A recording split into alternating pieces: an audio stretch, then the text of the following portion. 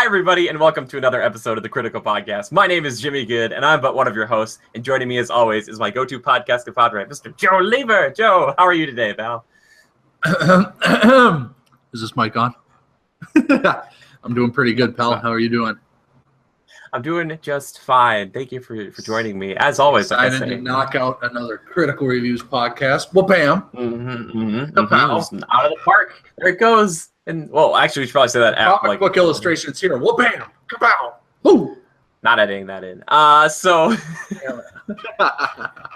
Well, to those who join us on a regular weekly basis, welcome back. And for those of us joining for the first time, thank you so much. I hope you have a good time with us here. We talk about movies, games, TV shows, all those magical things that we love so much, as you can tell by all the things that we are surrounded by here today. Yeah. Anyway, and for those of you finding us for the first time, shame on you for not finding us sooner. No, not shame. No, we love you. Please don't go. Anyway, they're gone. We lost them. So, Joe, we're going to start off with news before we get into talking about the movie of the week, because dang, there's just been so many blockbusters lately, and I just can't wait to talk about it. Anyway, Joe, epic. Anyway, we're going to start off just talking about one game that I kind of want to keep talking about, but there's not much information on. Anthem. Now, there's not a lot that came out, but there was a recent interview from CBC talking to, who is it? To BioWare's general manager, and he's talking about Anthem, and he said it's a genre we call science fantasy, very much like Star Wars, very much like Marvel Universe, where you see a lot of amazing things happening, but we don't worry too much about why they are happening or how they're happening, the science of it. And he compares, he says, Mass Effect, which they're also really well known for, is more of a real hardcore science fiction IP, but Anthem's more just about having fun in a game world that's lush and exotic and really sucks you in. So, I don't know, anybody who compares something to both Marvel and Star Wars is something that I'm really excited about. I'm like, yes, cool, don't get in like the nitty-gritty. I don't really need to know like what the spacesuits or the exosuits like run, the fuel cells and stuff like that. But yeah, Joe, do you have any feelings towards any of that after seeing this game now in action? I know I keep talking about it, but I just... Well, let's just say this. It's much more alluring to me than... see, I even forgot the name of the other one. Destiny? Destiny. I knew it had a D in it. It's got one of those in there somewhere. Super Mario World. No. The look of it's really cool. It's third person, isn't it? Is it third person? Yeah, it's first person when you're in a town, but then third person when you go like out, and so you're flying around. So I think it would be kind of hard to do a game, I think, flying first person. You know? Oh yeah. I don't know. Yeah, you'd be hitting stuff left and right. Yeah. Wouldn't you? Yeah, it would be. I think it would be bad. Plus, you want to see your buddies sitting next to you, and like if you turn when you're flying, you just slam into something. It'd be bad. You'd wreck yourself. But yeah, I'm just excited about it. I want to play it now. I just want more information on it, but we'll see as it comes up. But I just want to bring that up because I thought it was interesting that he talked about that, comparing it to Mass Effect, which is their other like one of their big franchises, and saying like this one's kind of trying to be based in reality, and this other one's like, yeah, we don't care. Yeah, like, yeah. Just walk away from reality. Went out the window a long time ago. Sure. Not that like Star Trek is very like completely science based, but I would say like that is more like Mass Effect, where this is more Star Warsy, where it's like Star Wars never tries to make science work. They're like, this is a lightsaber, and it's like it just caps off at the end of this just because that's as far as the blade is supposed to go. Like it doesn't go on forever and ever and like cut through a world. Or something. There's not enough energy to go any farther. Certain crystals are longer than others. So I don't know. I'm getting down to the nitty gritty of the science. Exactly. We don't care about that. But yeah, anyway, that was a cool little thing. I was like, okay, sweet. So more on Anthem. If you haven't checked it out, it's really cool. There's some gameplay that came out of E3 and Microsoft's press conference about that kind of third person, kind of like Just Cause look of like that perspective, kind of flying around, fighting monsters and stuff. This Xbox console exclusive? No, it's going to be on Xbox One X, Xbox One S, PlayStation 4, PlayStation 4 Pro, and I think PC. So you're saying it's not on regular Xbox One? Yes, it is. Well, technically now they're just calling the regular Xbox One just Xbox One S, because they made that slimmer version of it, but it's still the same. It's like when they had PS2 and PS2 Slim, it's still like they're making games for the PS2. Sure. Yeah, that'd be a mean trick, Joe, for us. We have like the OG Xbox Ones, and they're like, actually, we don't support games on that anymore. You have to buy an Xbox One S or an Xbox One. Like, no, screw you guys, I'm buying a PlayStation. Yeah, dang it, Microsoft. Riddle me this. for a game of this scale and beauty, are you going to get an Xbox One X to drive it? No, I'd probably also have to get like a 4K TV to like really appreciate it. Not that my TV wouldn't look beautiful on, but I just don't. I don't know. I'm not going to pay that much money for that. Plus, my Xbox One is pretty good in itself. Yeah, right? I think it's great. We've plateaued, or we're starting to plateau as far as like graphics go. It's not like a jump from like N64 to GameCube or something like that. Or you're moving from like your standard def to your high def, with like Xbox 360. So it's not like I need it. But one day I think for the whales out there, you get like your 65, 80-inch, really 4K TV, and you get like, oh, I'll just get this new Xbox One. It's like even better. It's like better output and all that. It's like, whatever. So. Well, yeah. I got this 60-inch 4K TV back here, and I'm not utilizing the 4K. I wonder if I need to break it in. Yeah, well, that might not be a bad way to do it.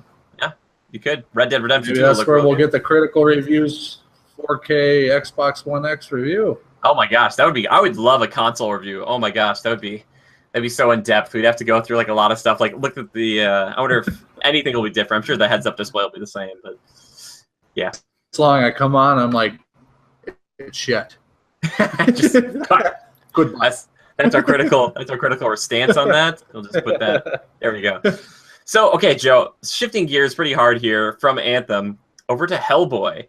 Now, we talked about Hellboy a little bit in the past couple of weeks, but I thought this was really, really good to hear. So, the director here, whose name is Neil Marshall, they got the go-ahead and they said that they were given the ability to make it R-rated. And he said, it's not like I'm going to force it to be R-rated, but if it happens to come out that way, just because of my own sensibilities, then fine. And nobody's going to stop us, so that's the main difference. But also, when you go back to the original material, it's kind of bloody, so I'm going to embrace that, which I thought was pretty interesting. Apparently, he was kind of going on about that in this particular interview with EU, talking about all this, and then he went on to say this, which is really cool. He said about practical effects. He says, I love to do stuff in camera whenever possible, or whenever I possibly can, and use CG as the amazing tool that it is to enhance or expand upon the world, but not to use it to replace reality when you can do it for real. I was like, that's like from my brain. I was like, he pulled, like, we've said this for years. No, you know what happened is he was listening to the podcast, Jimmy. He was listening to the podcast. Hey, that's to a T what we like right there. Yeah, man, it just makes me feel even better about Hellboy, because I was kind of sad that Guillermo del Toro and Ron Perlman were coming back for it, but the fact that they're going to try to continue on with the practical effects and even maybe take it to a new place, being like R-rated and all that on top of it, I don't know, it could be really something special. And seeing the success of Logan and Deadpool, I think just the company, they're like, yeah, well, let's try it like that. Who cares? So, yeah, I can't wait to see that. I'm just like, practical effects, thank God. Please, just you guys have the budget for it. I know it's hard. Yes, I like it, especially that is you reap the rewards of doing that. First of all, people appreciate up, and let's face it, in today's day and age, people look at Rotten Tomatoes and all those other sites for guidance where to spend their money. Yeah, definitely. So if you invest in the quality of your picture, it'll pay off. Yeah, I think it also helps it kind of live a little bit longer. Not that it's future-proof, but when you look back at some of these older films that have a lot of practical effects, you're like, wow, that's still pretty like amazing effect right there, as opposed to some of the CG, which you could tell is like almost immediately dated. Like look at like The Mummy Returns, like The Rock, like Scorpion King. It's like even then I was like, this looks pretty bad. Now it's even at that time it was pretty bad. Yeah, it's like, ooh, that was like when The Rock was just getting on the scene for movies too. He's like, he's got to start somewhere, all right? Yeah, it's like, oh, but his face. Yeah. Oh, yeah. And then that whole, oh, man, this rough, like, centipede thing. All right. But another movie that I want to talk about, and I kind of mentioned at the top here, but there's a potential that DC is going to be making a version or a film of Superman Red Son. For those unfamiliar with it, it's a kind of an elsewhere or like an otherworldly type of comic about Superman. Instead of landing in the United States in Kansas, he lands in Russia and is raised in the Soviet Union, and he just becomes like like a son of the Soviet Union, and he's like he's Superman. So instead of like all the stuff you think he would fight for the American way, it's like the Russian way, which I think it'd be kind of fun. I mean, they haven't really gotten Superman perfect yet, but like this could be something completely different. Doesn't need to tie in. But I want to know, Joe, as a huge Superman fan, how do you feel about something like this? That would be horrible. What color is his suit? All red with a little yellow? Well, it's like gray, and then like his symbol in the middle is not the House of L. It's like that like hammer and sickle from like the Soviet Union. It's like black and red. I don't know. It looks kind of cool, I think. I don't know. I like the idea. What do you have the accent to, I guess? Next thing you know, he's hacking our election polls and rigging numbers. Yep,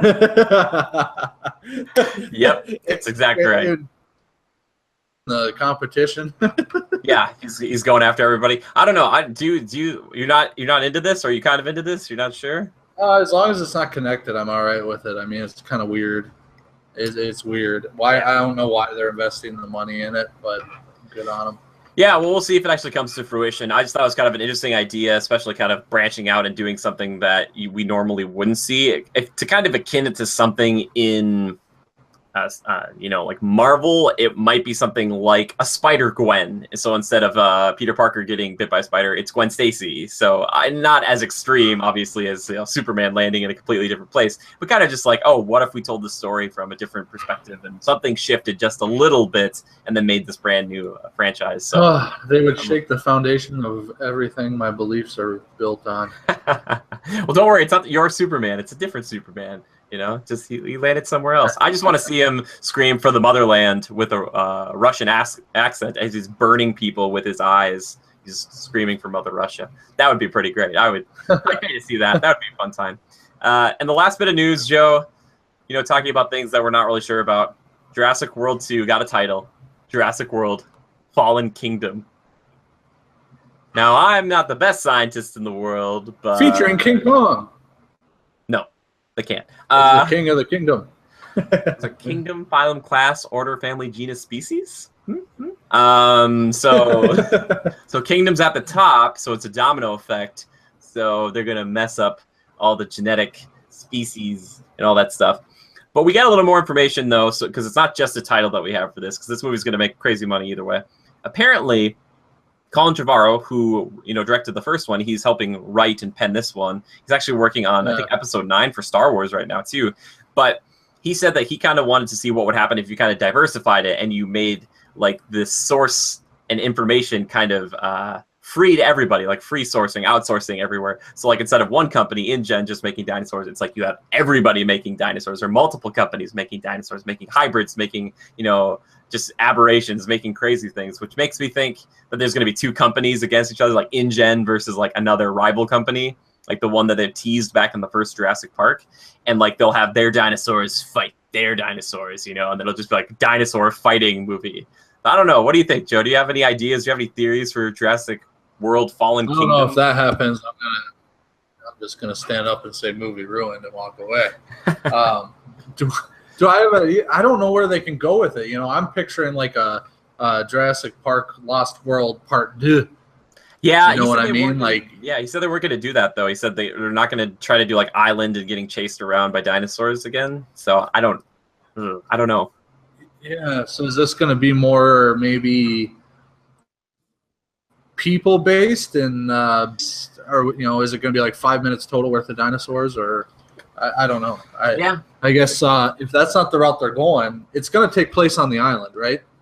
I don't know. I don't think they've confirmed that either. The only thing we know so much is that Jeff Goldblum is definitely signed back on, and Chris Pratt and Bryce Dallas Howard, I think, are returning as well. So, yeah, I'm not sure. It might be a little more human-based, but not that the other ones haven't been. It just might not be as many dinosaurs. It might not be like hundreds like the last one kind of felt like. So yeah, I tell you what, another park failure. You'll never do a park again. Yeah, they can't. They literally can't. It's just off the table at this point. Like every insurance company looks at him and goes, yeah. My cousin went to that place. He's dead now. Yeah, for sure. Oh, yeah. That place. Oh, my gosh. Just so many security issues. Moses, plesiosaur from the water. Pterodactyl picked him up and dropped him in there. Yep. Yep, all those things to get you. I wonder if they're also going to go like a military route, because I know they kind of flirted with that idea in the last one, and he's like, oh, you know, it'd be better you put a raptor in those caves, they'll just go right, they'll run right into the enemy. And I was like, I don't know, it's like a raptor's not impervious to bullets unless you like suit them up. Yeah, like if I'm in the military and they release 4 raptors, they're coming for us. Hey, what was that? Yeah, pretty much any weapon would probably be decently effective. Like it just like it's in the foxhole with me. Toom, toom, done. Yeah, exactly. But I don't know. I wouldn't be surprised to see some sort of kind of weaponization factor in there too. I hate to admit this to myself, but I kind of agree with you. I feel like there's going to be some sort of military involvement, like they're not giving up on the whole idea, and that makes me sad because first off, it was probably the number one thing I hated most about Jurassic World was the whole military weaponization of the raptors, which we all know would never work. I mean, they're not controlled by a remote control, you know. Sure. Yeah. The closest we're training dolphins and seals to do like water work or whatever. Yeah. Yeah. I don't know. It's like they said, they could go in a lot of different directions. I think what's really going to define it is if we see some sort of weird, like, and they talked about this for Jurassic World back in the day, doing like a human dinosaur hybrid, which I thought it's always been a dumb idea. And I'm just worried that they're going to say, like, we're finally going to try it now. Yeah, they had some old concept stuff back in the day for Jurassic World, where it's like these kind of weird, like, human dinosaur things. I was like, I'd rather you not. Just why? Like, yeah, it just. I don't know. I think another thing they could try to do is not feel like they have to be tied down and say, like, we have to show T-Rex when we have to show Velociraptors. I love both of those things, but I wouldn't be heartbroken if they kind of deviated a little and didn't show them at all, because they always show those two in every movie, which is fine. But I don't know. Maybe like try to bring a new dinosaur. It's a popularity contest. Yeah, you're totally right. It is a popularity contest.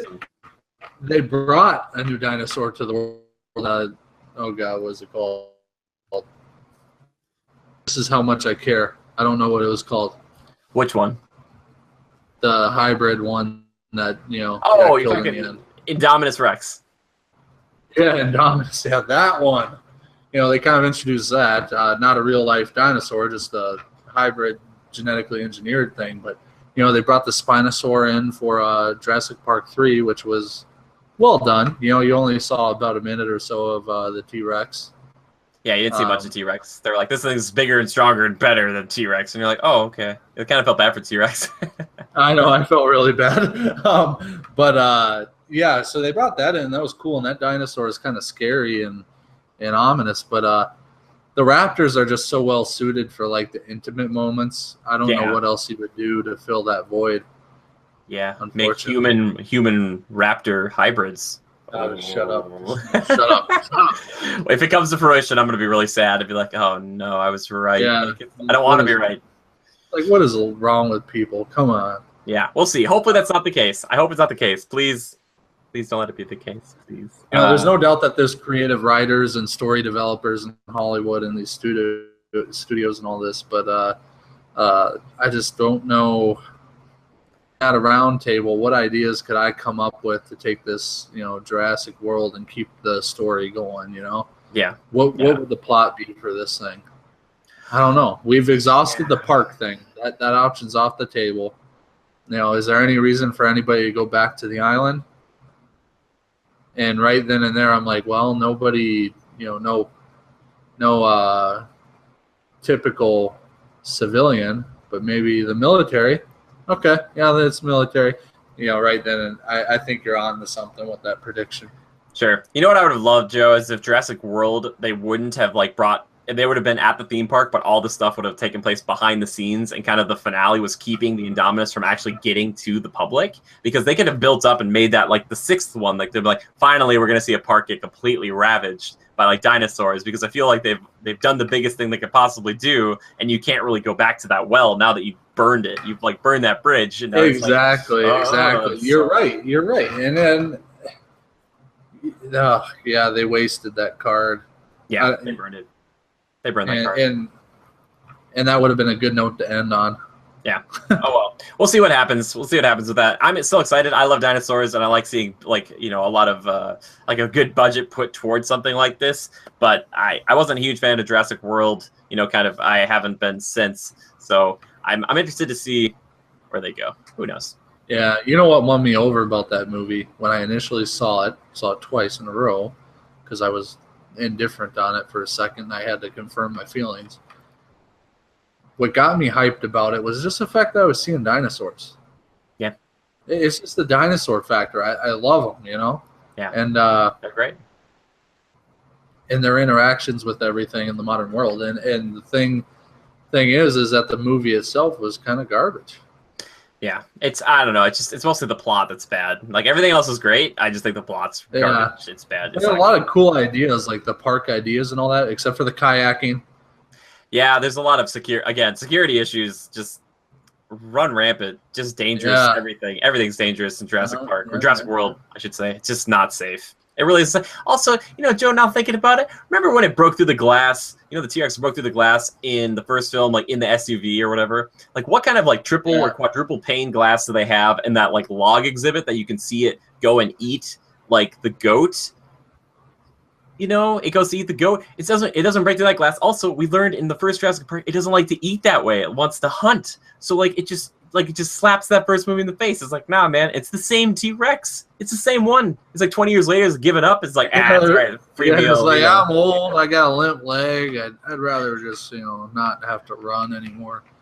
Also, where's that backstory of catching that thing? Because that thing was like running free in the wilds of Isla Nublar or Sorna?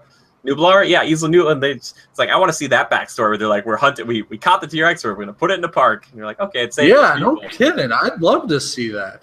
Also, I'd love it, like... They just tranked the hell out of it and threw it on a truck. Also, if the T-Rex can, like, nod appreciation, why couldn't they have gotten Sam Neill to, like, show back up and look at it and just kind of nod at it, like, thanks for saving me from those raptors? And the T-Rex is just like, like... Does a little... Yeah, exactly. They're buddies, yeah. Oh, horrible. Yeah. Horrible. Anyway, we're moving on, Joe. We're moving on to something so much better. Nope. Hold on. And the next one, the dinosaurs are going to be having organized meetings, like hearings on how do we want to run our new island. And they're going to all nod at each other, and some will shake their heads, and one will have a gavel up at the top of the... I'm going to make a depressing prediction, Joe, for the sequel of this film, or this film that we're talking about right now. A dinosaur will speak English at one point in one of these upcoming films, and it's not going to be good. They're going to say, like, one thing. They're going to Planet of the Apes it, man. It's just going to say, like, it'll be like, eat humans. And it'll be like, like... No, I'll be like, don't be ruined. Yeah, it'll be so... Run me right through the chest. Okay. Joe, don't worry. Horrible ideas. All right, now we can move on. We're moving on to something so much better. The main crux of the show, maybe the best thing ever, really, in any medium of anything ever. We're going to talk about Transformers: The Last Night. Now, as always, I've got the spoiler switch right here, and we're going to talk about it a little bit, and then we're going to get into spoilers. All right, but if you want, I have a review you can check out, but we're going to discuss it. So, Joe, can you give me a 20-second brief plot synopsis? That would be great. Thanks. No. You can do it, Joe. 20 seconds. I'll even time you if you'd like. You can do it. A 20-second plot synopsis. Uh-huh. You could do it. Without spoilers? Without spoilers, yeah. You ready? All right. Go. Okay. So as we left off in the last one, which was what, the fourth one? Optimus Prime is floating out in space in search of the creator of Transformers. And to punish them or whatever, ask why. Then Marky Mark is exiled and hiding from the U.S. government. And time. That's so good. All I needed was good robots all you need to know is good robots versus bad robots over special objects, and people are very important. That's just there's a bunch of just people just running around trying to get the special objects because, oh gosh. All right, Joe. That's what I said. Yeah. Is there anything you liked in this film before I get going, before I hit the switch over here? I mean, there's some budget put in there, I suppose. Yeah, the quality of all the CG is stellar, which it always seems to be in these movies. Has been. I love the car ads, and they're constant. It's a big car ad, man. This whole movie's a car ad. I love the car ads. Don't knock the car ads. That was the only time I got goosebumps. Just so you know. When I saw that Lamborghini rolling down the streets of London, I was like, "Oh yeah!" I don't think it's in London, and it's on the wrong. Whatever. Anyway, keep going. Where was it? England? It was England. Yeah, you're right. No, you're right. You're right. Mm-hmm. Anywho, the humans are not bad. I thought it was okay. I'll get to the bad parts. Just you wait. Marky Mark and the English woman, the professor, Anthony Hopkins is I don't remember character names. I'm sorry, but that's okay. Neither do I really. Yeah. That's not the focus, but yes, it is the focus. Yeah, a little bit. Anthony Hopkins was good. Marky Mark was. I have no complaints for the most part. And then the English professor, forget her name already. All good. I didn't even mind. The black guy from Neighbors. Oh, that was him. Yeah, he was good comic relief, and he wasn't overly featured, but he was kind of. I don't know. He was all right. The settings are pretty cool. The underwater ship that rises and stuff. The submarine. In fact, I thought that was actually really kind of cool. I thought for sure the submarine was a Transformer. Yeah, we'll get to that. Oh, spoilers! Well, no, we know they go underwater. No, oh no, that's all. No, that's I was gonna make a comment about it. Okay, Joe, I think we should just go into spoilers right now. Damn switch. Honestly, though, let me just tell you this to people before we get to the spoilers. If you still want to see this film, if you like the Transformers films, you've seen this film before. It's the same as all the other ones. So if you like that, then you can go see this one, and it's like those but worse. So.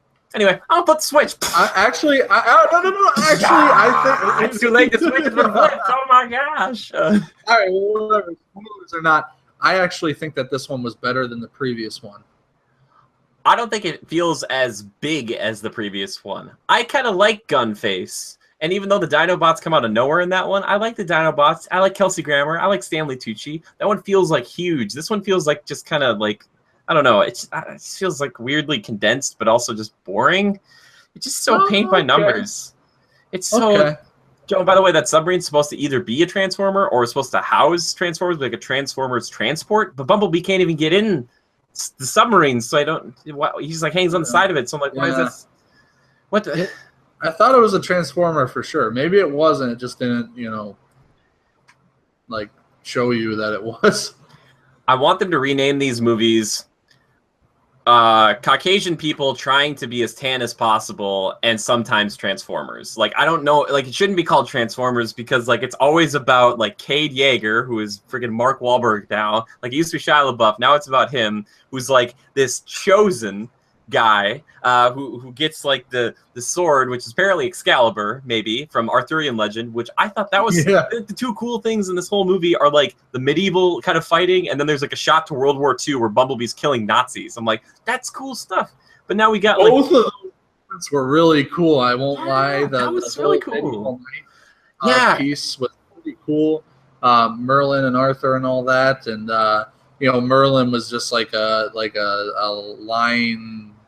scoundrel, drunk, and but he's the only reason they thought he was some great magician was because the Transformer gave him that staff to control the dragon, which is what all those Transformer knights, the original 12 knights, turned into, was that big dragon, which was cool, except for why when they ride in the battle to take out this lady, does the dragon just disappear? It takes out some of the flying ships, and then you never see it again. Oh, no, like, because then it comes back later to fight Optimus to stop him from, like, messing up Bumblebee, and then right before they kill Optimus, Mark Wahlberg can pull out Excalibur and stop one of these gigantic Transformers from slaying Optimus with his own cutesy little sword. I was like, I know, that was so stupid. Then you never see the sword again with Mark. And he dropped it or something. So stupid. It's just so aggravatingly dumb. It's like, come on. You know what, Joe? Stanley Tucci, who was in the last one, plays Merlin in this one. And they don't bring him back. He's not the descendant of Merlin, because that would have been like, okay, at least I get it. He is the descendant, and that makes sense because it's like the same guy. Because he's talking in this modern way, even though he's like a wizard way in the past, and he's like, I'm kind of drunk of Jack Sparrow. I'm like, what? What are you doing? Like, it's so stupid. And the writing, Joe, is abysmal. They have Sir Anthony Hopkins, and I know you love this stupid Lamborghinis. I'm starting to hate Lamborghinis. He's like, that's a bitchin' car, isn't it? No, Anthony Hopkins, that's wrong. It is not. Not anymore. It's horrible. It's got a French accent, and it is an Italian car. Why, Joe? Why? Lamborghinis are not Italian. Yes, they are. No. Ferraris are Italian. Lamborghinis are German. Lamborghini's owned by Volkswagen. Live fact check. Lamborghini is owned by Volkswagen. I'll be happy to admit. It says it was founded in May 1963 in Sant'Agata, Bolognese, Italy. Seriously, okay. I know something about cars that you don't. I've done it. All right, okay, but they're owned by Volkswagen now, are they not? Well, I don't know. It just says that they're Italian. I win. I did it. I've beaten Joe at his own game. So yeah, that's the other thing too. They keep showing off all these cars. Who owns Lamborghini? Here's what I found on the web for Louis Lamborghini. Okay, it is an Italian brand. Nice. See, they're both Italian. That's always been like the which one do you like better? They're both Italian. Sure, I guess I didn't realize that. But okay, it's owned by Audi, which is 99.7% owned by Volkswagen, which is in turn 30.9% owned by Porsche. Audi assumed ownership of Lamborghini in 1998. So that's where my German connection came from. It's okay. And Volkswagen it's a whole thing. Anywho, yeah, I had to get into it. That's the thing I like. That's that okay. sort of I also like that you were wrong about a car thing, and I was right about a car thing. So I'm gonna take this. I'm gonna hold it. I'm just gonna say Lamborghini in the future. If I screw up on anything like nerdy, you're gonna correct me one day on something nerdy, and I'll just say Lamborghini, and you will be like, yeah. I'll just be like, douche. Clearly, the name Lamborghini is very Italian. Wasn't the Lamborghini in the last film, though, too? Wasn't it the bad guy? Oh, Aventador, yeah. And they did that slow motion wallpaper screensaver shot. So it's just more Lamborghinis. Like, it's like, oh, you could be a bad guy, you could be a good guy, you could be Lamborghinis. If you notice, everything in these movies is normally GM material. You know, the Camaro and stuff like that. All the military vehicles are either Suburbanos, Silverados. But yeah, then they mixed in some exotic cars. They had Mercedes in here. They had, I guess Mercedes is in bed with them a little bit because there were a few Mercedes advertisements. But then, yeah, Lamborghini. And were there any others? I don't know. There's probably like actually all of them. They just probably didn't get the screen time. Oh, and then Western Star, Optimus Prime, the Cadillac of the trucks. Who transforms once, but it's off screen, and you don't get to see him. This movie is called Transformers, and we see like maybe 2 or 3 transformations. You know why they do it? And we talked about it before, but it takes like 5, 6, 7, 8 months to make one transform. But why can't they just use the old footage and go off of some of that so you don't have to like build it from the ground up? Change the background or something, or just like anything, because it's like those transformations are so cool, and it's just like actually he did it while he was in a dust cloud, and then it's just a truck that it's like, come on, like it's like man, it's just it just kind of, man, it's so hard to like this film. I was bored, Joe. I paid $1 for this film. I went and saw it early on like a Wednesday morning, and I had like $5 off, and it was like $1. And I thought to myself, I don't even know if it was worth that, because honestly, it was like the same thing as everything else, and it wasn't as big, and it was the same plot from the third film, bringing Cybertron to Earth to take over, because apparently Earth, there's always problems with Earth. And the continuity's all off. It's like Optimus is like, hey, Bumblebee, I haven't heard you talk since Cybertron. You did at the end of the first Transformers film when he spoke and he said, I'd like to remain here with the boy. It's like, it's like these little. Oh, that wasn't his real voice. That wasn't. What do you mean it wasn't his real voice? He fixed it, and then he says it at the end. They fix it. And then he speaks up. He says like, really? I would like to remain here with the boy. Yeah, like he did. Really? So, yeah, man. And also, like, I thought the historical stuff with the Lamborghini and Bumblebee back in World War II or whatever, that was kind of cool. Or the watch that killed Hitler. I thought that was cool. Yeah, sure. I enjoyed that. That's fine. And it just, Anthony Hopkins is just like, he's just exposition. Like, that's all he does is he just delivers just facts. And, like, he's not really a character. He just has, like, these weird moments where he says something kind of crazy. I do like his butler, though. A little senile once in a while. The butler was cool. He was hilarious. He had like that moment when he was singing and stuff. I thought that was funny. I was like, Cogman, you're pretty great. You're from Downton Abbey. Good for you, buddy. Get that freaking voice acting work, man. You do what you need to. Good. He was pretty well done. Yeah, there was some absolutely unbelievable stuff that happened, like the drones that were chasing him in that abandoned town, and freaking Mark Wahlberg is like using them as like steps in the air. Like jumping from one to the other one. The Legolas move from freaking The Hobbit. Like, I was like, you've got to be kidding me. I was like, no, I forgot about that, Joe. Oh. Yeah. Ridiculous. These people don't talk like normal people. Like, they aren't normal people. Like, they all talk in such weird and stupid and dumb ways. And, like, anybody who's serious for even a half second, they have these moments where they're like, oh, let's spend like 20 seconds talking about how Cade Yeager hasn't slept with anybody in years. He's a chaste individual or whatever. I'm like, why do we do this? Why are we doing this? Why are we spending our time on this? And like, oh my gosh, it's just why? Yeah, exactly. And why was that little girl even in the movie at all? She's not. Because you know what? I think Michael Bay. Someone made a bet with him, and they said, you know what, Mike?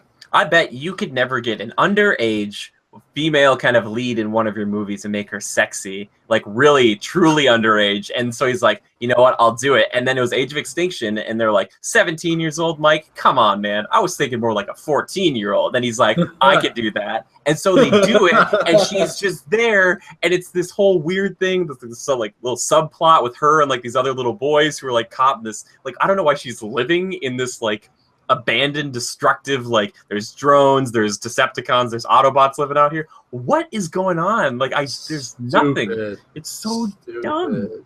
It's just like trying to bring in a different demographic, Joe. To be completely honest with you, that's all it is. It was trying to remember that commercial where it was like a Nike commercial where she's like, yeah, I throw like a girl or whatever, and then they like cut to the actual movie, but like it was a whole trailer of her talking to a camera that's not in the movie, and it was talking about all this stuff about her being like a tough girl, and I was like, why?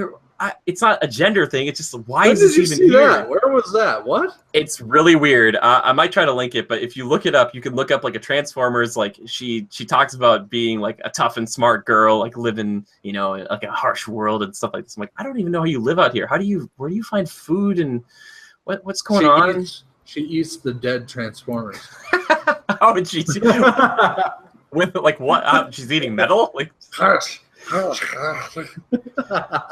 It just, and then they have like the BB-8 knockoff that's like that little blue guy, and then that's like, what was the BB-8 knockoff?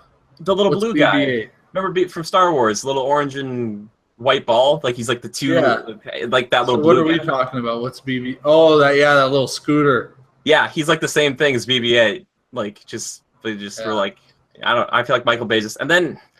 I heard this on another podcast, which made a great point. Like, for some odd reason now, like, I think Bumblebee is immortal because he can just pull himself back together like an Iron Man suit. Like, he's like, oh, that's okay. It's like, okay, so, like, in any fight that you get into, as long as you don't get, like, run through the chest, if you lose an arm, I'll be like, oh, he'll just, it's like, oh, I don't know, man. Just, I know. And why didn't we ever see that before? Did Cade do some modifications somehow? Forget Cade Yeager, man. That guy, I don't like him at all, and I don't like this new lady very much. And Anthony Hopkins is one of my favorites, and he's just so like, you're all that stand in its way for me, like humanity's destruction. It's like, what? And there's like a brief Shia LaBeouf like picture just to remind you of like weirder days, kind of maybe. Yeah. And I felt like no action set piece in this one, Joe. Unlike the other ones, like that explosion scene from Age of Extinction, that stands out to me. Where they're like running and there's like the triangle. I don't know why they could like run straight through all those explosions. That sticks out to me in that one a lot. Or the end fight scene of 3, where like Optimus is running and like punching his way through Chicago, and like all that crazy stuff. Yeah, This one, I just felt like there's no stakes because I know these people aren't gonna die. So like every time like a person was like in trouble, it was like, oh no, we've got like a slow motion gun. Like it's cool effects, but like that thing seems kind of overpowered, wouldn't you say? Like you can just shoot something, it's like everything's just slow in this bubble. You're like, okay, yeah, shoot them now. Yeah, just do more. And they use it like 2 or 3 times. It's pretty good. Yeah, but yeah, it's the same plot, man.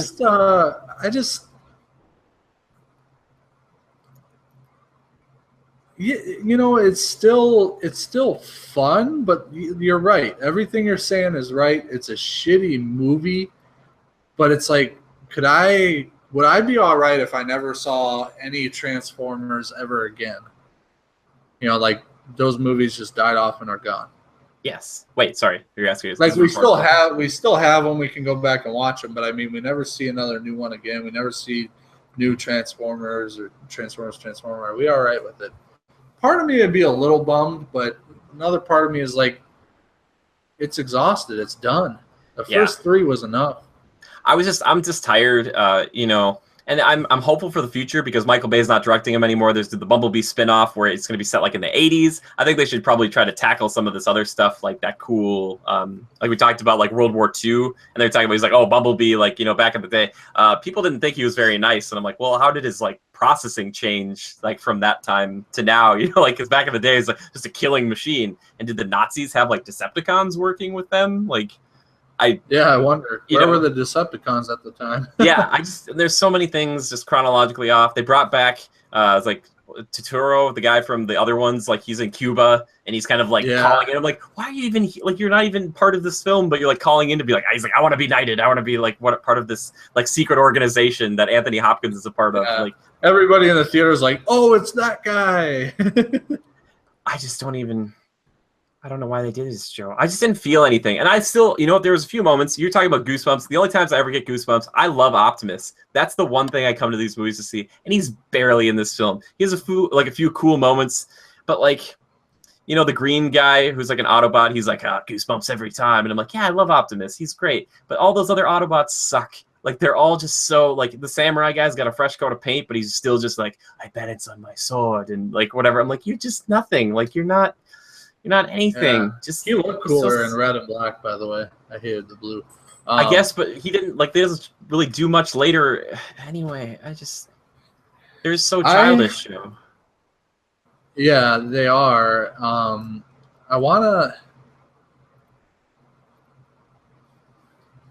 Optimus's little speech at the end there was a little cheesy, don't you think? Well, it's just like the other ones where he's talking about the reactor. Yeah. He always does speeches. I get that. He's just a speech guy. It's just unnecessary, really.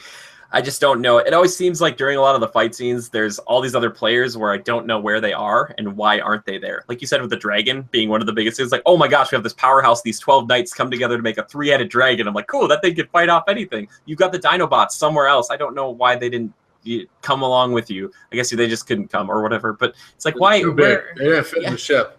Yeah, which apparently Day Trader, his name Steve Buscemi, plays this other just random just guy who just has access to these like gadgets and gizmos aplenty, and he has access to like a Transformer ship, and he just brings it in for the other Autobots to just hop in. He was finding it for him or something like that. Yeah, but I just don't know. I also don't know why they're on the run. Like, they're Autobots, which I thought like the government was okay with now after the 4th one, but I guess still not.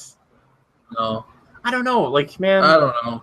It bums me out, Joe. It's just like, and Josh Duhamel was back. I like Josh Duhamel. He should have been the main protagonist. He should have been get rid of Mark Wahlberg, put Josh Duhamel in there. All right, Yeah, it's like exactly. way better, Exactly. so much better, and he has a history with them. He's done ops with all of them. Like he's like, yeah, I know these guys. Like I know Optimus, I know Bumblebee. It's like Cade's like, yeah, well I've known him and living in a junkyard with him. It's like, dude, what are you doing out here? Like Dinobot babies. How stupid was that? I was thinking, where the heck did they even come from? Who built them? Like, are they asexually reproducing?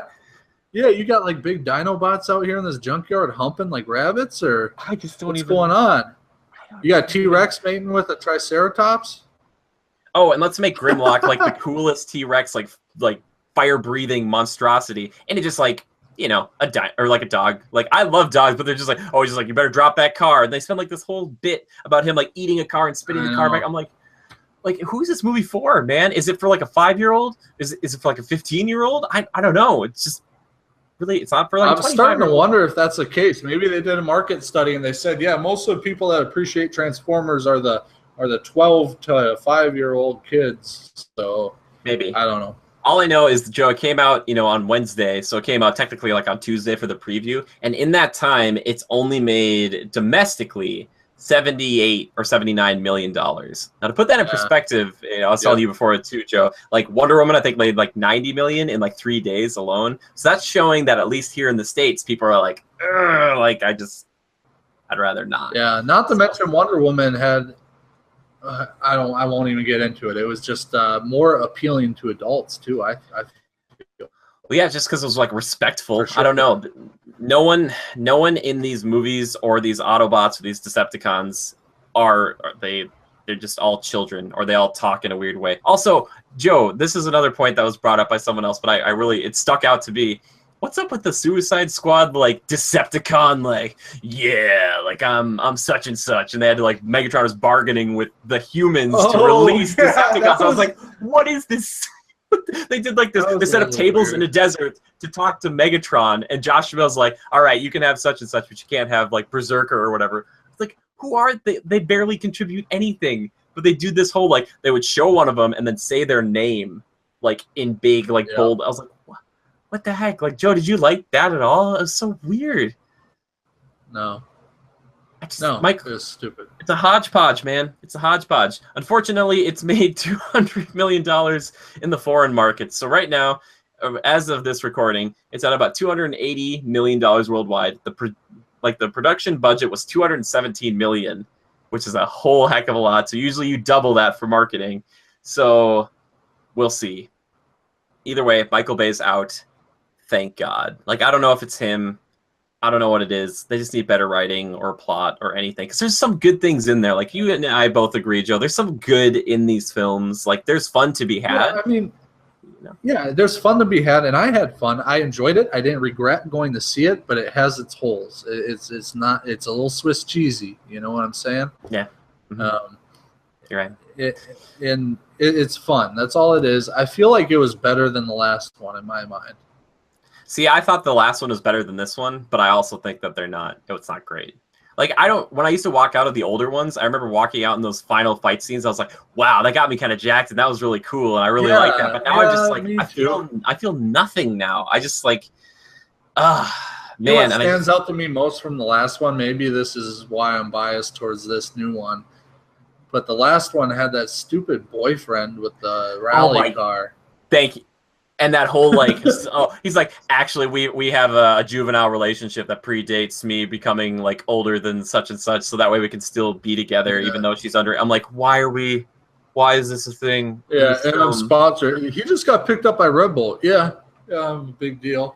Yeah. She's got the fastest hands around. And I'm like, why is she? Aren't you supposed to do, like, the gear shifting as the driver? And they do that stupid, like, drive out of the building, and he's like a pansy all the other times. He's always like freaked out when he's not right in her presence. He's always like, man, I don't want to do this. I got to get out of here. And you're like, oh my gosh. Like, I'm glad he's gone because that was abysmal. You're right. I don't think there's a character that's as bad as him. I would say Mark Wahlberg's like little assistant. He's not as bad. I know you said you liked him. I thought he was kind of just like, you don't even, why is this guy even here? Like, he doesn't need to be here. Like, yeah, I know. And the little girl and all that stuff. Him, not so much as the little girl. The little girl was pointless. Yeah, she was stupid. And then later on, she even says, like, they bring her into this horrible, like, she sneaks onto one of these What the heck? ospreys Why to are join you this here? mission. Yeah, she's like, oh, it's probably a bad idea. And it's like, you think? Like, you're a 14, like a 12, 14-year-old girl who's going into, like, a firefight with no guns. It's like, you don't know how to, it's just any human. If you brought me along, and I would probably say, yeah, it was a bad idea to bring me because I'm just, like, a pathetic little human. And if anything sees me, it's going to kill me. Like, and Megatron isn't Galvatron anymore from the last one. Like, he switched back How'd to, that like, happen? I don't know. They don't talk about it. And he's got a flamethrower that he doesn't use. He uses it like when they're talking to him in the beginning. He's like, flamethrower. Keep going. I'm like, Yeah, why is he doing that? He's just sitting there. He's like burning the ground. I did like that Barricade, the police car, was back from like the first one. He's the one who like kind of runs up to Sam. He's like, "Are you Witwicky?" Blah, blah, blah, blah. And it's like it says to punish and enslave on the side of it. Like his little. And he's I'm got like, a set of brass knuckles or whatever when he transforms. That's stupid. I hate that. I don't like the brass knuckles. Do you like the brass knuckles? I forgot what they No, say. I just caught it and I thought, wow, interesting. I here's the reason why I like him. It's because he transforms into a Mustang. Anywho. Yep, and he's a pathetic Decepticon. Where are Mustangs from, Joe? Are they from Germany too? I'm sorry. I'm just angry about the Transformers films. I love you, Joe. I like. He doesn't die. I don't think he dies. Darn right he doesn't die. You know who does die? Freaking Mustangs, they go forever. Starscream dies, and they just show his head. They just like Megatron picks up his head, and he's like, "Oh, Starscream, my treacherous friend," or whatever. It's like that's kind of like a major character. He's dead. Who cares? I don't. Yeah. Wait. Oh, he's died. actually in the top 10 most popular. Did he die? Wait. Did he die in the third? He might have died in the third one, Joe. I might be wrong because I think Shia LaBeouf kills him. I think he kills him. Yeah. That's how he. Okay, I think he does die in that one. And it was a third one, the one where he's dating Rosie Huntington-Whiteley. Yeah, and Megatron's sitting like a little such and such in like an alley, and she goes up and she's like, "Aren't you Megatron or whatever? Like, come on, get out there and fight." And it's like, why do you need a pep talk from like this little human? I was like, oh my gosh, oh that movie. I don't know. Megatron's first design was much more iconic, I feel, but this one is pretty decent. And he kills people. Like rips Jazz in half.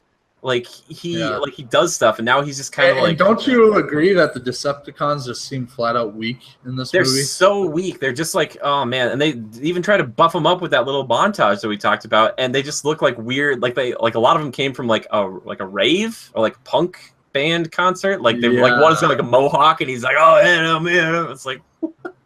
Why? Why are you here? Like, exactly. That was spot on. But yeah, you're absolutely right. And all I can think of is it was geared towards 10-year-olds. Yeah, I don't know. It's. In fact, I'm a little embarrassed to say I went to the movies to see it. That's okay. It's all right. I'm trying to think of like. Yeah, I'm trying to think if there's any. There still had like the racist stereotypes here and there. It wasn't as bad as some of the previous ones, which have been pretty bad. But I don't know. I want to say that there are some things to be optimistic about, but I don't know. Optimus being like the big sell for this movie is that it was Optimus versus Bumblebee and the rest of the Autobots, whatever. That happens for like just a few minutes and then it's over, and it's just like Optimus just beating the snot out of Bumblebee. Like Bumblebee's trying, he gets a few hits in, but he's just like Optimus is clearly the victor, and then it's just like, oh no, well he's back to himself. Like Optimus. Yeah, and Cage just like laying in the middle of it, like Optimus, you know me, I'm your best friend. It's like a sword in the face. Like he's sitting right there, he's like, don't hurt Bumblebee. And it's just like that would have glanced and hit you right in the man. You'd be so dead. Oh man. And he's the chosen one. Why do we keep watching these things where it's like a human is the chosen one in the Transformers films? Why can't one of the actual Transformers be the chosen one? Like. Just, in the whole Optimus speech and the whole, what in the end there's a little speech, isn't there? Like each of us in our own lives too can be heroes, yada yada. Sure. I don't know. I checked out. I don't know. It was kind of cool, like a little pep talk for the audience, I guess. But it was just... like Optimus is like, I'm so sorry. Like Optimus is like an actual actor in these movies, and he's like, I just kind of want to do like some kind of off the cuff speech at the end, and he's talking to the other Autobots. He's like, all right, guys, I'm actually gonna say something directly to the audience, all right, but don't like wink at the camera or anything. He's like, we may face difficult times, and we may get exhausted and tired, and think, why are we doing all of this? But brighter days are ahead. Like Optimus just like slowly turns to the camera. He's like, Also, I'm gonna nitpick something very, very, very small and minute.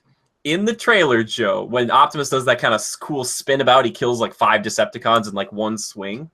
Oh yeah, You remember that part? Yeah. He does it. He's back to his normal self. He has like the blue eyes or whatever. He's regular Optimus. In the trailer, he has the purple eyes, as if he was still bad, but he cuts all of them down. It's so minute. They But it's tricked like, you, didn't they? no, they didn't. And I was like, why? I just would have liked to see Optimus fight those other, like the samurai guy and the John Goodman guy. Like, it would have been cool because they're like, Optimus, we're not trying to hurt you. Like, well, snap out of it. And he's like, no, I am Nemesis Prime. And you're like, oh, okay, like, nice. Did you just rename yourself, Bell? Like, it's just like, oh yeah, Quintessa told me that I could be whatever I wanted. So I thought Nemesis was And what the hell's with her? They don't give you any information on her. She's just there and she's whatever. And then she's at the end. Apparently, she might be a human. She might have always been a human that like turned into a transformer or something, which is very strange. Where and did she you made get it's like internet information. I could be wrong about this, but that doesn't make any sense because she couldn't have made them because the Autobots and all the Transformers predate human history because of the dinosaurs and Age of Extinction. Yeah. Right? But yeah, she comes out of nowhere, and then at the end of that movie, doing like the little trailers, it's just like a big lead into the next one, kind of, because like the Earth might be Unicron, which is like another villain. Oh yeah, the Earth is like its own thing. Yeah, and like he's like a major villain, Joe. So like if he came to life and like blew up the planet, I mean that would be good because then all the people wouldn't be in the franchise anymore. It'd just be like the actual Autobots versus the Decepticons, but they barely touch on Yeah, but that. then we wouldn't have any more car commercials. Oh, heavens to Betsy, if we didn't have any more of those. Like, we don't focus on the military aspects either as much, which I miss because I love seeing, like, for Joe, he loves the cars. I love, like, the jets and the helicopters. I like the Ospreys. Oh, wow. Hey, I appreciated the F-35s flying amidst the planet and all that and trying to take out the other flying ships and stuff. That was cool. Yeah, that's really cool. And that's some of the best stuff in these old movies, like when Starscream would turn into a jet and they'd be like, wait a sec, that's not one of ours. And he's like shooting people down. You're like, oh my gosh, like, ooh, like that's so cool. But they done fucked up. Yeah, they just, man. You can beep that out, right? You can bleep that out. Oh no, it's this isn't for kids. Anybody can watch it. Wait, what? That seems like unrated. That didn't make any sense for me. Anyway, Transformers is breaking my mind. I remember just watching these action set pieces and not feeling anything. I remember there's a few slow motion parts back in the older ones, even Age of Extinction, where they like jump over the highway and Optimus kind of catches like the people and it kind of looks weird, but I was like, oh, it's kind of cool. And I don't know, man, it just hurts me. Also, I miss the old Camaro from Age of Extinction. That one was sexy. Matte black. You know that? The yellow. Ooh, that was so good. That was so pretty. The old school Camaro, the like. What was that, like a 76 or 70, 69, 70? I don't know. I just thought it was cool looking. But yeah, there just wasn't a lot of transforming. There's just like a lot of missed opportunities, and the writing is just horrible. I really, really, really, really, really, really hate it. Like, really do. Like, it's all bad. Every character sounds the same, and they're all stupid. They're all horrible. It is. It's piss poor. Yeah. Agreed. So I'm gonna rate it right now. I'll say rate it for us, Joe. Get me out of this. I need to get out of this. So if you want to hear what Jimmy gave it, I'll give you a little hint. It was less than half. Well, there you go. Yeah. Which number could it be? It could be any of those. Yeah, I will give it a mediocre 5.5. I feel like I brought your score down. What was your score before we started talking? Probably a 6. I'm sorry. I don't want to bring you down in life, Joe. This is bad. I know there's some bad parts, but now that we discuss it and really hone in on them and really look at it, big picture, and why it's bad. Okay, I deducted a half a point, big whoop, but I already kind of had that thought in my head. It just, like I said, I'm giving it a 5.5 because I consider it like a C. I'm giving it that score because there is some fun to be had. Like I said, Swiss cheese. There's some meaty parts, but then there's that bite where you just don't get much. And I had fun. There are some parts where you're like, oh, that's sweet. Like the dragon parts were really cool, or the 12 Knights from the medieval ages. I enjoyed that. I enjoyed the little throwback to Bumblebee in his prime of World War II. I enjoyed some of the car commercials. I enjoyed Optimus being a bad guy for a whole minute or two. The submarine action was cool. But then, like you say, the writing is horrible. The characters kind of suck. Josh Duhamel should be the only human focus. Yeah. They should do more military stuff and keep it as such. Let the rest of it go flying out the window. But their whole thing, they took on like a little theme, like we can all be heroes in our own lives, and like Kay Yeager is like a standard normal guy, becomes this like hero. Mhm. But that whole arm medallion thing that becomes like a moving armor on him, and then it creates that sword on his arm, and then the sword just goes away. It's done, and Also, it so goes down his stupid. pants at one point, and they're like, "Oh yeah, look, it's actually going down my pants." Like, yeah, he's got an armored private Good. part. it's just like, and It's of a course, overzealous nut cup. and once again, we have it's a beautiful, just a gorgeous woman. Not to mention that she has this great accent, and everyone's like, and like all of her, like her mom and her friends are like, "Oh, we don't know why you're still single. Like you need to find a man." Like it's And like they that's were weird. And then they thought they were having sex upstairs when they were ripping apart the study, and the mom and the aunts are like listening in. Like, what kind of people do that? This world is just such a cluster, and I don't understand it. It's just like if they've taken the surreal dial and they just like crank it up a few notches, and it's just not good. It's like, come on. I'm sorry, you're going. You said 5 is more like a C for you though, Joe. That's like an average score for you. Yeah, like 5.5 is like a we'll call it a C minus or maybe a D plus, somewhere in there, which is not good. When I was in high school, if I got a C minus or a D plus, I was like shit. Yeah. So, I went there to kill a little time in the afternoon, and I had fun. I enjoyed it, but I didn't walk out feeling like, oh yeah, that was awesome. The only thing that happened when I walked out is I was like, man, I miss my Mustang. I would feel so much better pulling away in a sweet car right now. Not that I don't like my truck. I'm just saying, my Yeah, your Mustang is giant pretty truck. sweet. I would have rather seen this with you because I would have probably actually liked it then. I'd be like, oh, that was pretty cool, buddy. Like, but Well, yeah, I'm sure. See, that's the thing. That's where it's Swiss cheese. There's some good, meaty, fun parts, but then there's some holes. And I feel like if we were sitting next to each other, yeah, we probably would have looked at each other, nodded for some cool parts, Yeah. It's a I don't long even think slog. it's something you got to see. You'll have fun, but you won't walk away like, oh, that was the best movie all summer. You'll go back and be like, hey, we should go see Wonder Woman again this week. You know? Please. If you're gonna do anything, go see Wonder Woman again because this movie is so long. You can probably see Wonder Woman almost not twice in that time, but you could see it, and you can have a good Wonder day. Woman is like 5 minutes shorter. But it felt so brisk. And this movie was got like 3 different plot lines going in there. I was like, there's like 3 different movies here. They could pull them apart. Yeah. I don't know. Yeah. Well, there you go. Yeah. If any of you guys do see Transformers last night, please let us know. I wouldn't say go rush out and see it in theaters unless you're a fan. If you are a fan, again, you have already seen this film. If you've seen the trailers for this, you have already seen this film. If you've heard us talk about it, you've already seen this film. Because guess what? I just saved you 2.5 hours of your life. You're welcome. That's what we're here to do because that's just me sitting in the crowd, and no one was happy. I was in a theater and no one was happy. No, I didn't look around. There was barely any laughter. It was just like, oh my gosh. I had some dumb people in my theater. They laughed a little bit. I smiled at the cheesy, stupid parts and kind of snickered. I liked when Everybody's Cogman, looking at me like, why is he laughing? Anthony Hopkins is telling him all this stuff, and then Cogman, the guy from Downton Abbey, he's like starts to play the organ like really loud, so it's like epic music. He's like, Cogman, stop it! And then later on, like they cut back to him, he's like doing this like beautiful like opera singing. And he's like, whoa, whoa! And I was like, okay, those moments are genuinely funny. Yes, I was like, okay. I was actually laughed. I also appreciated the World War II references, and when he's like, "Don't touch that nasty little bugger. That's the watch that killed Hitler." I was like, oh. I like when they kind of play off history like that. I think it's kind of it's entertaining. It's cool. Yeah, but that's about it. All right. Moving on, Joe, to a segment that moving on. I enjoy because I feel like Transformers they murdered a lot of time for me. But what's murdered like they murdered it. But you know what I do from time to time? One would say I kill it. Which brings us to Timekillers. Timekillers. That's right. It's time for Timekillers. It's the games we've been playing, the TV shows we've been watching, the movies we've been, seeing and reviewing, I suppose. So, And Joe, the you got some books we've been reading. I know. I try to read them. It's tough. Anyway, what have you been killing time with, buddy?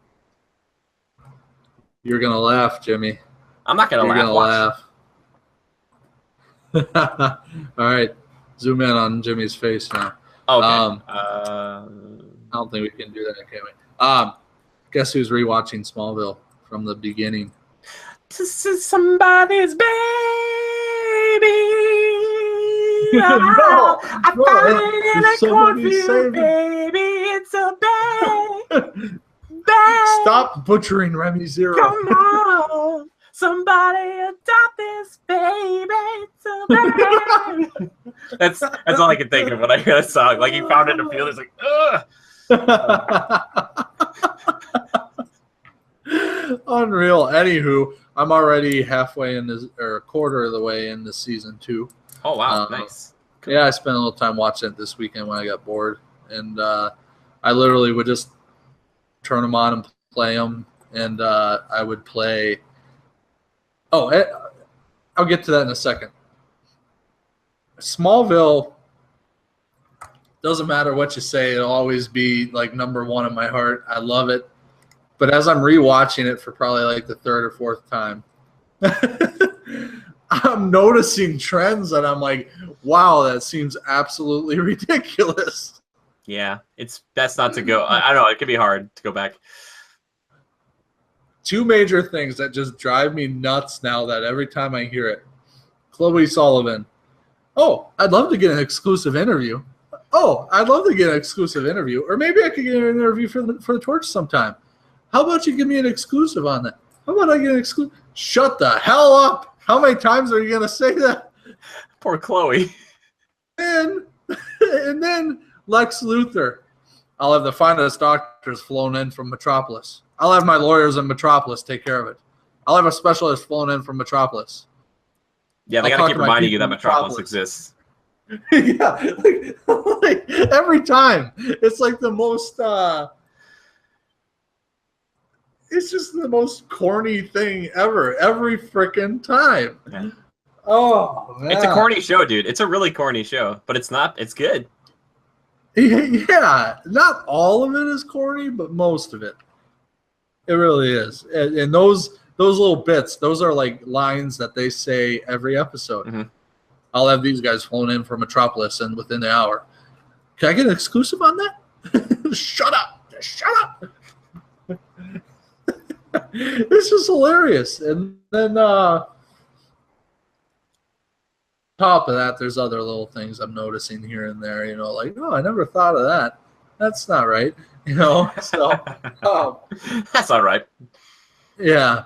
But whatever, I still enjoy it. I love it. It's just a throwback numero uno for me.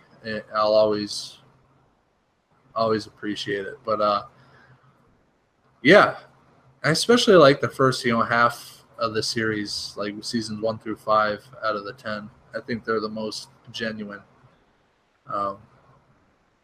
Little formulaic at times, but every once in a while they throw 1 or 2 in there that are kind of more bigger picture. Yeah, that's just TV shows. Yeah, but I enjoy it. Anywho, so yeah, I just turned those on and let them play. And Haley was out for work for a couple days, and so I had time to kill. And I put those on play on the computer, and then I turned the old Xbox on. And guess what I bought this weekend, Jimmy? On Friday, I bought the game MXGP 3.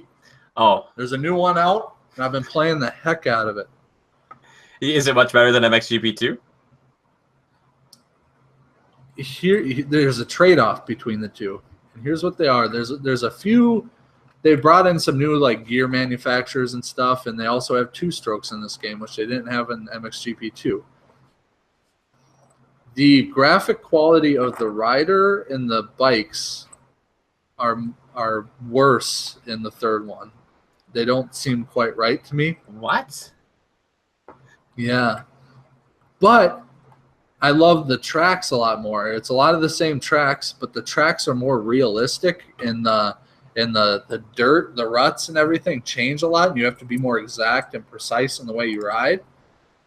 And it's actually a little harder, but it's more real feeling to me. It's not quite, just hammer down and beat everybody. On the other one, I have it on the hardest difficulty. On this one, I'm only, hard, not realistic. So, and then the weather conditions change. The same track throughout a series twice, and the weather will change. So I'll have a muddy space and a dry, and I think that's kind of cool. And I like the way that the bikes are controlled and the manual rider movements and stuff, and the whips over jumps. I like them, but there's the bikes are like, they're not unproportional, but they just don't look right. Yeah. Riders differ looking, so there's just a couple things that are not as well done detail wise as the second one, but the environments are better. So that's good. There's a trade off, but I still appreciate them both. And this new one just seems a little fresher to me, and I'm enjoying it. So, cool. Yeah, so that's what I've been killing time with, pal. Nice, cool. On my end, I'm trying to think. I've been playing some Heroes of the Storm here and there. I've been watching Agents. Is that on Xbox? No, that's on PC.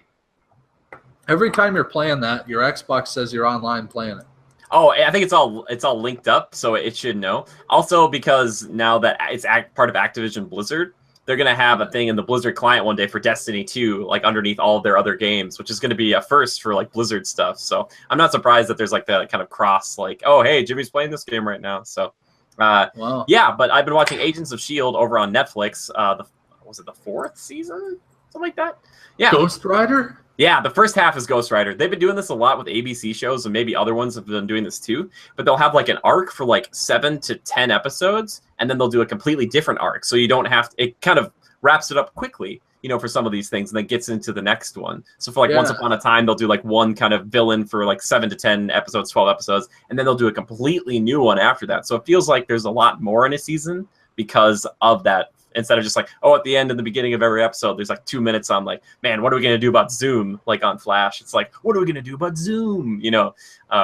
So I appreciate it. I really like it. The budget's there, and it's just incredible that a show like this to me exists. Like, I'm like, what? How's this? Like, it's MCU stuff, but these are characters that don't, like, Coulson used to be in like the movies. Now he's not. It's just like, cool. So yeah, so they're not linked to the MCU.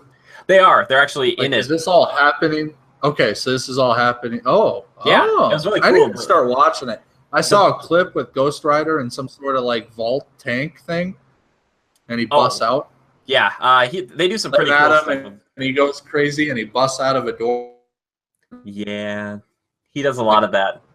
It's good. The first season is kind of rough, but then they eventually hit a point where Captain America Winter Soldier happens, and that's where like Hydra, they show that Hydra is all like in S.H.I.E.L.D. So then all the S.H.I.E.L.D. agents are like, are you Hydra agent? They're like, are you a Hydra agent? And then from there on, it gets like much better. And the show is actually pretty entertaining. The budget is kind of nuts, and I love to see the budget, especially on a TV show. Like, they don't usually cut back on any of the effects. Like, it's all pretty top tier, and it's like, oh wow, there's like a lot of love. Dude, tied to Disney, man.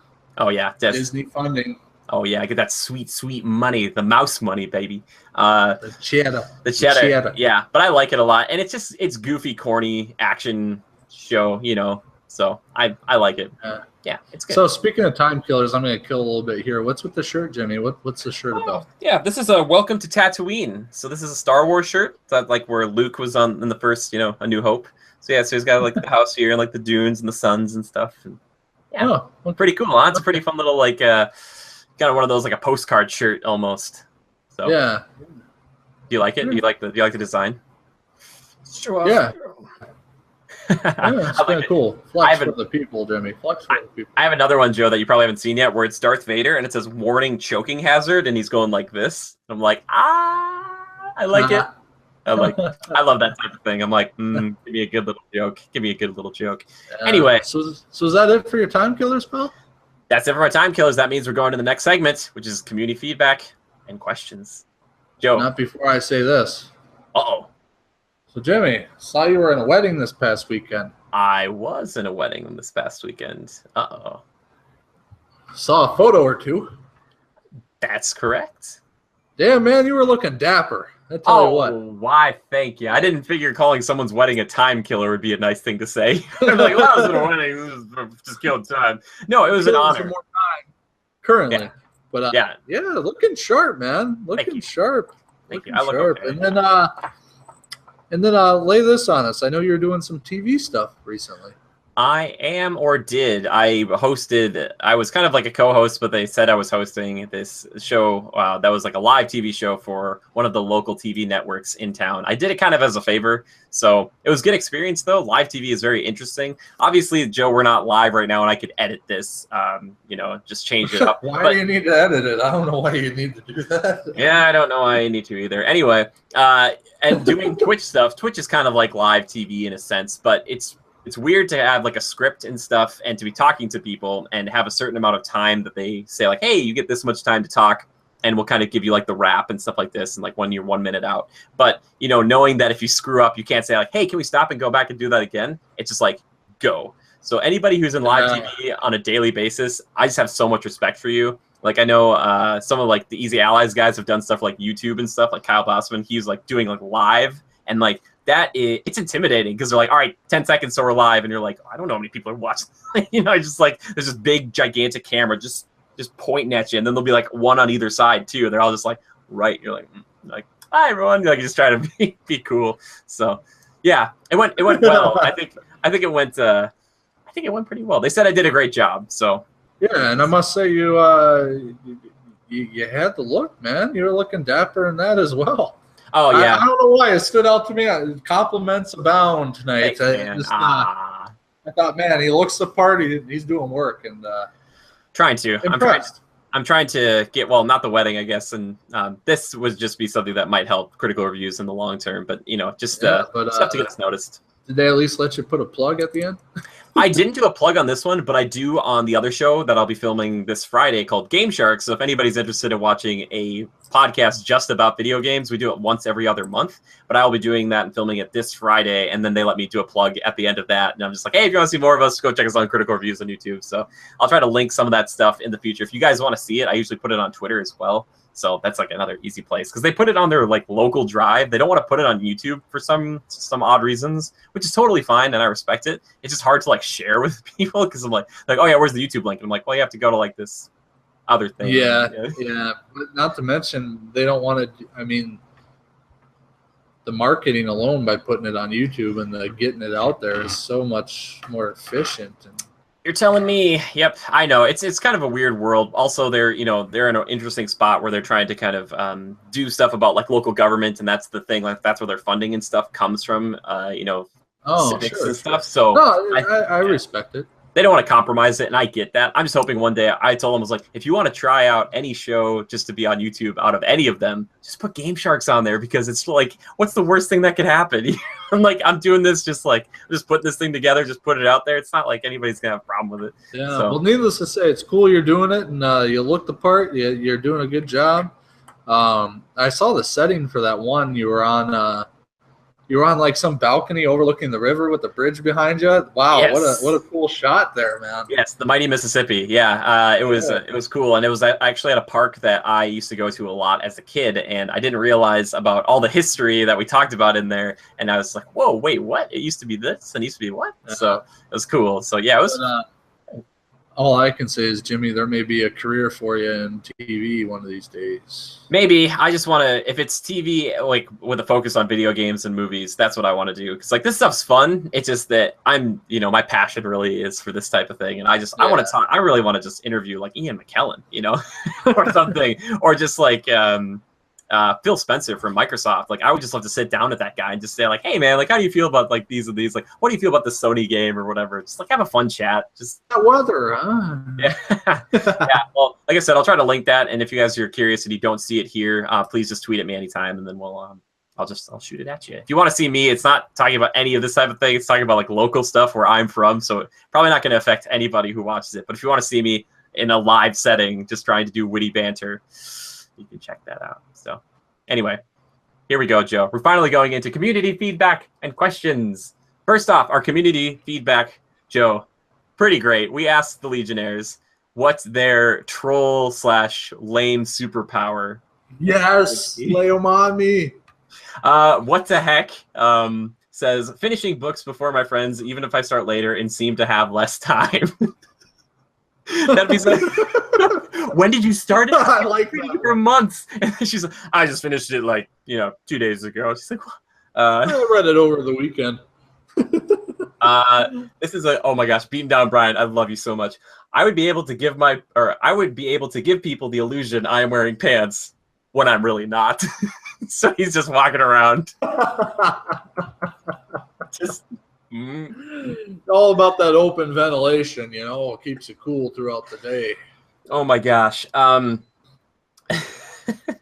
This one's not like as lame, but Night Warrior 29 says making people do what I want by controlling their minds. That seems just like a good superpower. That doesn't seem very lame. No, that's just a flat out good superpower. I don't know that that's a troll superpower, but And the last one comes in from the one who sent it in the first place. Weird Girl, our Captain Anna, says, having the power to summon s'mores automatically in my mouth whenever I'm feeling hungry, and it only works then.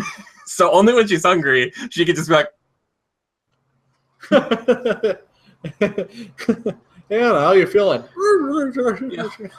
I love that so much because it's not only is it just, it's so specific, and I really, really like it because it's like not just any food. It's like like s'mores specifically. Like even if your stomach doesn't feel good, you're like, I need something. It's like, little sugar high, you'll crash in an hour, but it's all right. Please send in more questions like that. I still want that. I want to be a pillow man. I want to do another round. We need to think of more. Yeah, exactly. That'll be like another just hour of us. They're fun, man. It is fun. We should just come up with some, Joe, and you can just blurt them out in the podcast sometimes. You're like, we would do a little sidebar podcast, the Troll Power podcast. Troll Power podcast. It just takes off, and people are like, what's the Critical podcast? I've heard of the Troll Power podcast. I'd be like, That's a whole new thing. Yeah, for sure. Night Warrior 29 asks us, which is your #1 game and movie soundtrack? And in which game and movie do you think it could fit much better? I would say my favorite soundtrack probably of all time, if you're just going like orchestral score stuff, is probably still Lord of the Rings. All of that is just Howard Shore, just spot on. Like everything is just so perfect. Like I can't think of a better. It just enhances everything. But when I heard it the first time, I didn't think, oh, this is like the Lord of the Rings Fellowship score. I was just like, this is just them running to the bridge of Khazad-dûm. Just like, oh man. Yeah, so Lord of the Rings is iconic, and that music just makes the movies. It's just too appropriate. It's almost perfect. I don't know what I could pick out. I don't know that I could say it's better used in another movie because a lot of times they're very well catered to the movie they're in. Yeah, exactly. That's the problem. I'll be honest. I kind of enjoyed the score from Wonder Woman. I was listening to it the week after I saw the movie, and I was like, man, it's actually pretty good. And the track for her main theme, that kind of guitar sound. Yeah. I like it now. That's a good song. It's all pretty good. Not a lot of it very upbeat or crazy, but it's enjoyable. But nowhere near on the scale of like Lord of the Rings. But yeah, I think you could put Lord of the Rings music into Star Wars. Like that'd be kind of cool. Like think of somebody fighting with the lightsabers, like bum bum bum bum bum bum. That'd be kind of funny. I think. Yeah. Killing down. That's a good example. I don't know that it's better used there. Yeah, exactly. No, it's perfect where it is. That's actually a little bit of a question, but as far as most iconic, that rings a bell to me. Game wise, I can't really speak to that. That's all on you, man. That's fine. I was just looking up here. I was like, which game would it be? Kingdom Hearts. There's this song called Dearly Beloved, and it is Final Fantasy 15's got a really good soundtrack too, but I thought Kingdom Hearts, it's just this beautiful piano music, and it's just all really, really good stuff. I like GTA 5, the rap channel. All right. Hopefully the horses will be able to tune into that rap channel. There'll be a mod for Red Dead Redemption 2. It'll be like, all right, or just like pet it, and it's just like yeah, my radio. Hold on, let me change the station. Oh gosh, horrible people. All right, you gotta click the ears. Like the right or the left one is forward and reverse. That would be horrible. Oh my gosh. We don't promote abuse for animals here. I feel like I'm always apologizing for something that Joe said. Yeah, and in Red Dead, my horse is gonna have exhaust too. It's gonna be like a damn car. Gear shifter are the ears, and then you're gonna have exhaust coming out the rear. And I'm gonna take mine to the stable and upgrade it and put an exhaust system on it. Spinners. Yeah, all those things. Spinners on your for the horseshoes. They're just kind of this constantly spinning. I'm done. People are gonna think I'm on something. That's okay. Nothing out of the norm for us. But if you do have a question or a topic or anything you want to see us cover, we're kind of cutting into a part here now where we don't have like a lot of movies that are like, well, at least next week. I'm not sure if we'll have anything. So if there's a big topic you guys want to see us cover, like specific movie genre or franchise, please let us know, or games or something like that. But all you have to do is tweet at the hashtag Critical Podcast, and you can tweet at me. I'm at GoCritical, or you can find me at my personal account at JimmyGood013, or you can tweet at Joe at Lever_627. That's Lever, just like Beaver, only with an L. Excellent. And if you want to see us playing games or just chatting it up sometimes, which, Joe, I feel like we should set that up for you too, where you could just sit and chat. Because I did that today over on Twitch, over on Critical Reviews over there. But just kind of sitting there, just so we could either play games, like I'm playing Night in the Woods and stuff like that. I'm going to start the first Watch Dogs. It was like the games with gold for this month. So I was like, oh, maybe start that up. But I'd like to sit, chat. We can just chat just like this. You just chats over here. I'll just talk right directly back to you, answer any questions you have. Just have a good time. It's really fun. Yeah, So, Jimmy, something we didn't talk about yet. Up in a podcast recently, probably a few weeks ago, the new Horizon map on Overwatch. yeah, we touched on it. I believe. I think so. Anyway. In this podcast? Oh no, not in this podcast. No, we talked about it in a previous one. But I'm sure you know this by now. But it is. I haven't gotten a chance to play it. I've tried. I haven't gotten it yet. I only played like 10 minutes of it on Friday night. Yeah, I don't know. I think we need to try, Jimmy. We need to check it out, see what it's about. Yeah, there's been hints that like Doomfist might be coming as well. So there's a good chance there might be a new character soon too. So Overwatch, just keep researching all the time. That's just how Overwatch does, man. Mm-hmm. Yeah, it never dies. Never dies. Yeah, we'll have to report back in once we played it, because then we'll be able to be like, oh yeah, I like this or I hate this or whatever. But I want to thank a few people. I want to thank This Is Daleb for our amazing theme music that you guys hear at the beginning and the end of all of these, or even on our Twitch streams. And I want to thank the one and only Joran Evers, who does amazing work. If you want to get some of that work for yourself, you can check him out over on Twitter. Or if you want to get his work and you want to support us at the same time, you can check us out over on patreon.com/critical reviews, where at any level, you can get a bunch of different types of rewards and your beautiful face, your beautiful mug on a cool avatar. So you can join the Legion and have like a cool weapon and all this stuff. It's really neat. I really like it. I'm almost, I've had people just say, they're like, I just want the avatar. Like, that's the only reason I'm here. I was like, okay, cool. That's fine. So yeah, for anybody who's been doing that from the beginning, people who are just donating recently and been patrons for a while, thank you so much. We really, really do appreciate it. And if you're interested at all, you can just check it out. You can just go over there and look at all the stuff. You can look at our goals and things like that. If we hold this month at 150, I think I'm going to grab a capture card for the older, like N64 and stuff like that. So we're going to start streaming older games too, which is going to be a lot of fun. I'm going to go back and play the Ocarina of Time, because I never played it. So one of those old Zelda games. I was like, older Zelda games, I should say. So yeah, I'm looking forward to it. But Joe, thank you so much for being here. As always, love having you here, man. Hey, thank you, pal. Appreciate you.